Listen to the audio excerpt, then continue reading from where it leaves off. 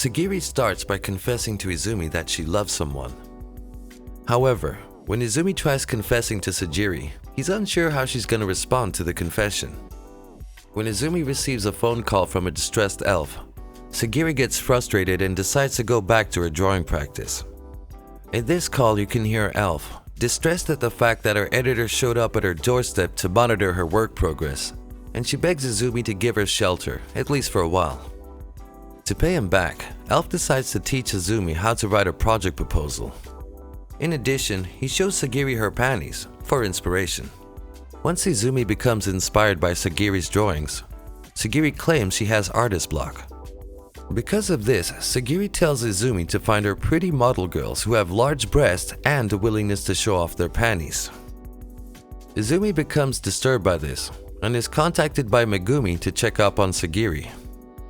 After learning that Sagiri is friends with Elf, Megumi decides to read a few light novels as well in order to befriend Sagiri. Later on, Megumi agrees to be both blindfolded and immobile so that Sagiri can draw her. She does this so that she can also borrow Sagiri's books. And even though Megumi successfully receives Sagiri's books, the two have not yet become friends. On the other hand, Izumi finally completes the manuscript he was working on and he takes it to Ayame. Ayame tells Izumi that his book can only be published a year later. This was because of her priority for Eromanga Sensei, a best-selling author who had sold more than 14.5 million copies of her book. Because of this, Izumi decides to tell Sagiri about their financial crisis of finding a new company to edit their books. In addition, they also decide to talk about how he promised his aunt to continue publishing books on the regular, so that the siblings can continue their present way of life. While searching for some editorial companies with the help of Elf, Izumi comes across a strange girl who is wearing a kimono. This girl accompanies them as Izumi goes to consult Ayame. Ayame then tells Izumi about a competition between 5 authors competing for a publication spot. In this competition, the winner will have their short story published in September. Without wasting any time, Izumi goes on to sign up for the contest. Then Eromanga, who is also the girl in the kimono, appears, and she too signs up for the contest. As she was signing up, she declared to Masamune that she would defeat him and crush his dreams. The competition becomes so intense between Izumi and Eromanga that Izumi gets aggravated. Because of this, he declares that whoever wins the publishing spot can give the loser any order they like. After proposing this, Eromanga happily agrees. Izumi and Sagiri start working together. Izumi then asks help from Elf in writing a short story that is less than 60 pages. On the other hand, as they are writing, Sagiri starts work on her drawings of erotic nature. 4 days after the training and 2 days before the deadline for submission, Eromanga visits Izumi and she tries to convince him to surrender and write novels for her instead. As she's trying to convince him, she goes on to tell him about her past. Eromanga admitted that no novel had ever piqued her interest from the bottom of her heart, and so because of this, she decided to write one herself for her to read. She claimed that ever since she had started reading and writing novels, there had only been one book that had ever interested her. And that so happens to be the one that Izumi wrote. However, she still wants to beat Izumi because she cannot forgive him for starting a new romantic comedy series. Eromanga then explains her dream, which took root when her first fan letter gave her novel a 1 million score out of 100. From then on, Eromanga had been desperately trying to create a novel that she could find truly interesting and to give herself a score of 1 million out of 100.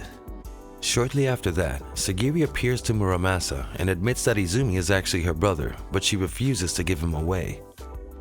On the other hand, when Eromanga finally admits to Izumi how she feels about him, Izumi rejects her. After this, Eromanga leaves him with the promise of beating him in the competition. After they get to the competition, Eromanga is disqualified because her manuscript exceeds the page limit. Because of this disqualification, Izumi ended up winning. Later on, Eromanga confessed her love for Izumi, but she was politely declined.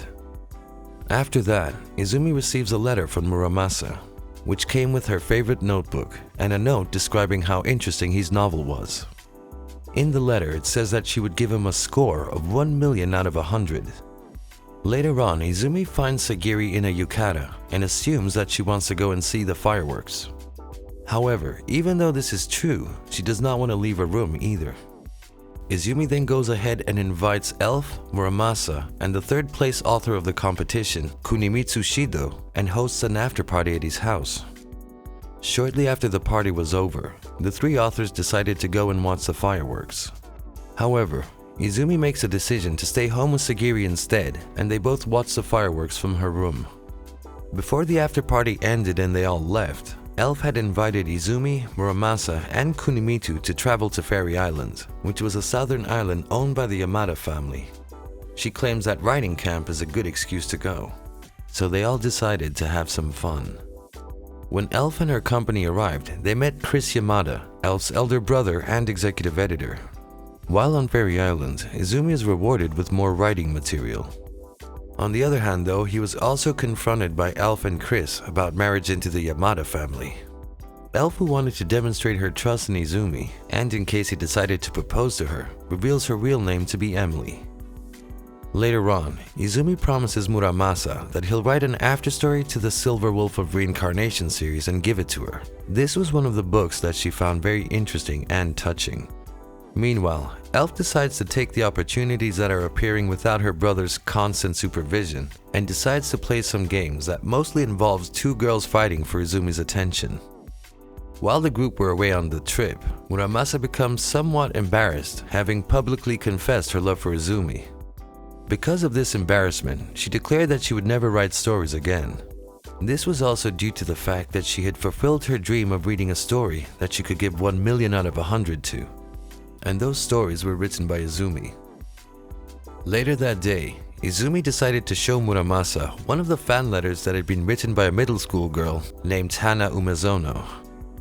He explained to Muramasa that this specific girl's letters were always so passionate and always encouraged him to continue writing.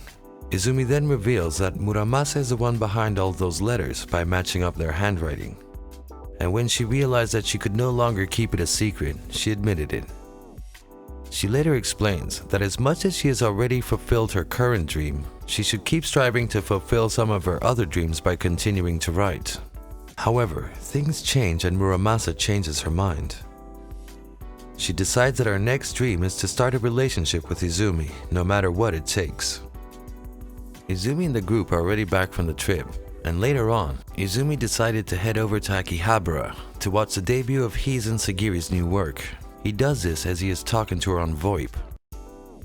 Along the way, they started talking about the past as they recalled the memories. Izumi started remembering when he wrote his first novel and published it online. This was his way of keeping himself occupied after his mother's death.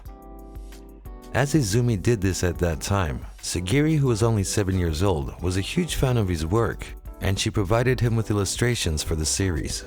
However, the entire transaction was going on at the time without revealing either party's identity. As Izumi and Sagiri were interacting, they inspired each other to follow their careers as a writer and an illustrator respectively.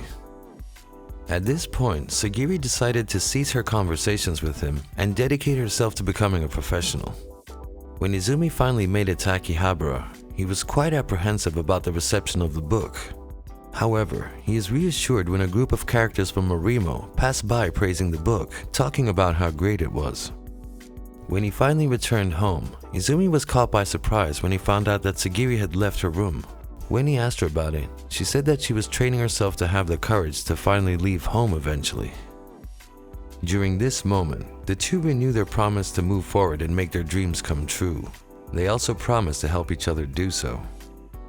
Elf and Muramasa arrive at Izumi's house to fulfill their end of a bargain with Sagiri. The deal was she would allow Izumi to accompany them on the trip as long as they would pose for her. As Sagiri was busy trying to draw the two posing as models, Tomoe came to Izumi's house bringing a copy of an erotic doujinshi. What was so special about this specific doujinshi was that it was inspired by his most recent work. When Sagiri realizes this, she snatches a book from Izumi and after reading it, has a sudden determination to make her own version of the book.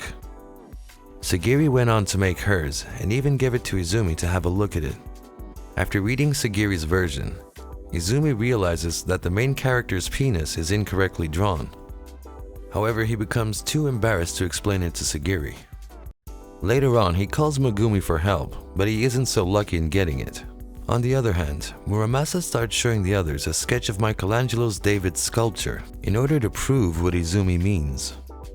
The final episode ends as Elf and Muramasa leave, and as they do so, Izumi watches in joy as Sagiri waves goodbye to them to see them off.